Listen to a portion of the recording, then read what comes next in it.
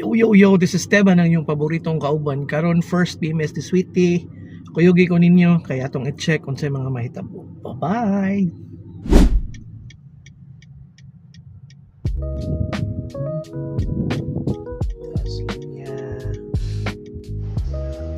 Okay, paabot sa tadri silang waiting area, no?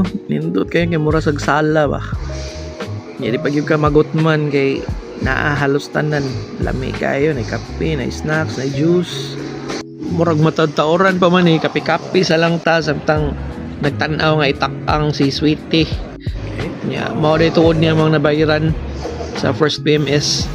Pila ra istorya, nahuman na, body wash na, sinaw na sad. Unya gipataod na lang pud nako ang rain visor nga ako napalit sa Shopee. Salamat Shopee.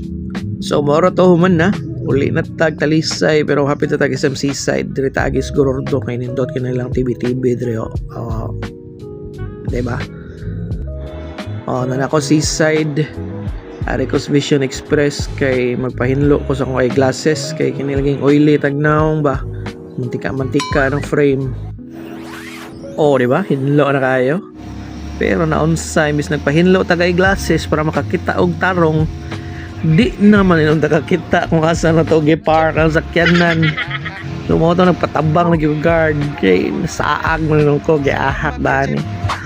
Okay, so nahuman ang first PMS no, mga almost 4,000 ang atong bayad.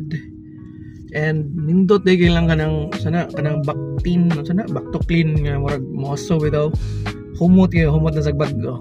Mara to, bye-bye.